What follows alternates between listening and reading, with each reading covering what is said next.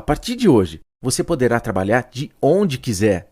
Vai começar podendo ganhar pelo menos R$ 1.000 logo no primeiro mês. E tudo isso com 2 horas por dia. Está nas suas mãos a oportunidade que você tanto buscava para trabalhar de casa e ganhar um bom dinheiro. Estão perguntando se você acha que o Nine Fingers vai ganhar esse ano. O Nine Fingers que toma os caramelos. E se sim, você acha que a bolsa vai cair com isso? Você tem algum tipo de receio ou não?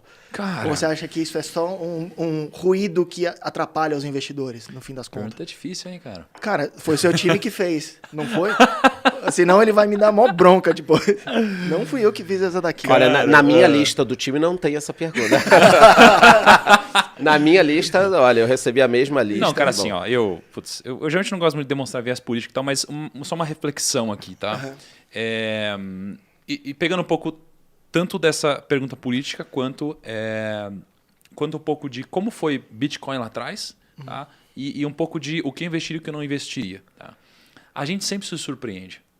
Tá? Quando a gente se surpreende, geralmente, cara, é quando você tem uma mudança muito grande de mãos, né? Quando a gente fala de patrimônio, né? Então, por exemplo, quando a gente fala de criptomoeda, eu vi que o Augusto está aqui na área. Pô, o Augusto tá falando que é um bom momento para comprar Bitcoin, aliás, caiu pra caceta, né, cara?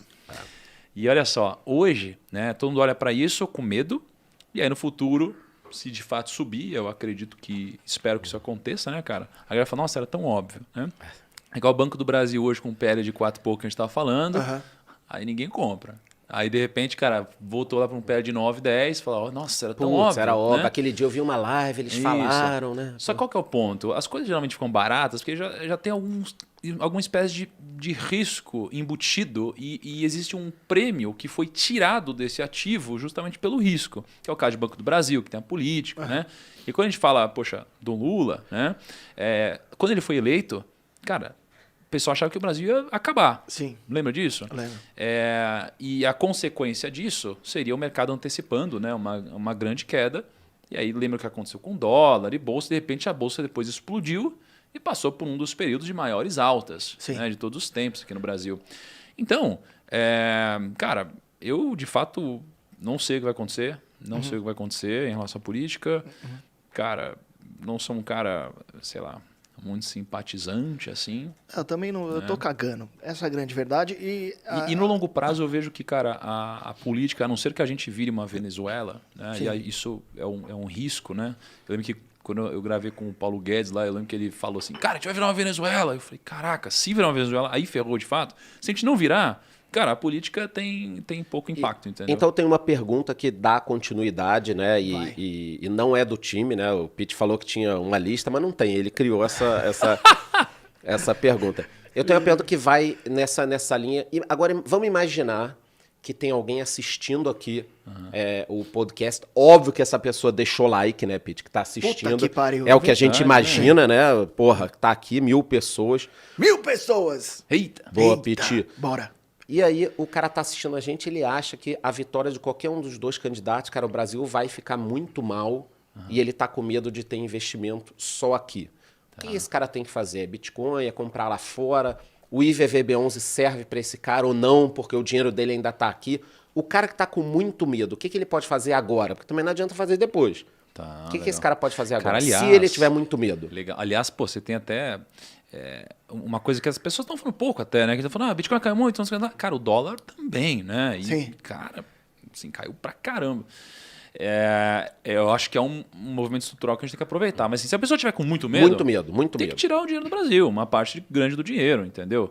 Porque o que você pode fazer? Você pode se expor a uma retomada do dólar. Então aí você pode comprar de fato, né, um IVVB, né, que é um ETF, que aliás é um ETF muito incrível em termos de taxa, estrutura dele. Né? Você pode comprar, cara, alguns BDRs, que é como eu faço. Tá? Ou se você tiver com muito medo, aí você manda o dinheiro para fora. Porque estruturalmente, cara, assim, o que costuma acontecer, né? É muito interessante esse pensamento que a vida ela é composta de ciclos, né? Ciclos são como princípios da natureza, eles sempre acontecem. Então, em escala menor, você tem a noite e o dia. Né? Todo dia você tem a noite e o dia. Aí você tem... Cara, você dorme e acorda todo dia. Você tem que comer de tanto tempo. Você tem ciclos, né? Você vai no banheiro de tanto tempo. Aí você começa para ciclos maiores. Então, pô, se a gente pegar a economia, a gente tem uma crise aí a cada 5 anos. E aí, então a gente já está acostumado. Cara, a cada 5 anos tem uma crise. É até estranho quando não tem. É até estranho. Você fala, cara, vai acontecer alguma coisa, explodir muito maior. Aí você começa a ir para ciclos maiores, aí você começa a perceber que existem ciclos de 250 anos em 250 anos. E você fala assim, caraca. Aí acontece uma coisa que nunca aconteceu na sua vida, né? E você não estava preparado para isso. Como a pandemia que acontece a cada 100 anos. Como a pandemia, né? Que aconteceram coisas semelhantes, né? Ao longo do tempo. E aí uma coisa que eu achei legal é que quando a gente fala da troca de poder, tá? A gente acha o seguinte, Estados Unidos hoje é muito seguro, tá? Não tem como, lá é extremamente seguro, né? Só que, no passado, a gente achou que algum país era muito seguro várias vezes. Então a gente teve a Holanda, né? A gente teve, cara, que foi da onde saiu ali a Bolsa de Valores, toda aquela coisa, aí virou a reserva de dinheiro do mundo e tudo mais, o centro, o polo, né, de ações e tal. Aí depois você teve lá os ingleses, aí você teve os Estados Unidos.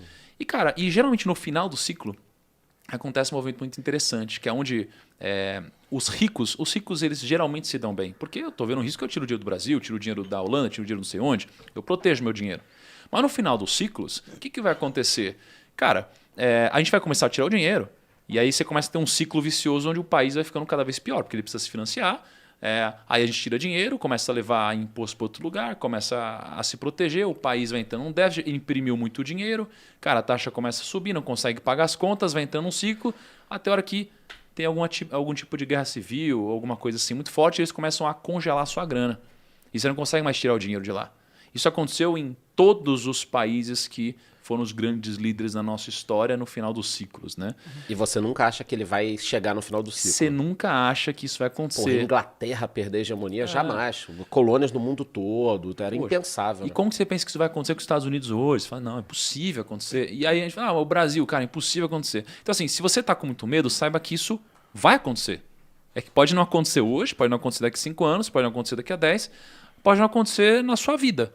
Mas, cara, se você tá com um grande medo, saiba que isso é acontecível em todos os países, inclusive nas maiores potências da história. Então você está dizendo que o cara pode, de repente, ir só para os Estados Unidos também? Puta, vou fugir para lá, tá tudo bem. Daqui a 20 anos, cara, a gente pode ter um problema lá. Ou esse tempo é maior? Já que você está falando em crise, você acha que o fim da hegemonia americana, que é o tópico que você trouxe, ele pode acontecer mais rápido, mais devagar, no teu bate-papo lá com o Ray Dalio? Você acha que a gente está falando de 50 anos ou mais de 50 anos? Ou não dá para estimar? É difícil estimar porque os Estados Unidos pode tomar alguma medida para, digamos... Suavizar. Para suavizar isso e daí demorar mais para acontecer, né?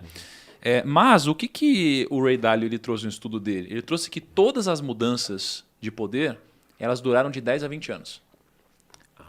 Todas as mudanças. Seria ali o finzinho. Isso, que é assim, todos os grandes ciclos, né, os de 250 anos, eles são compostos por 3 partes. Tá. O começo do ciclo, o topo, né, da hegemonia, e aí você tem a queda.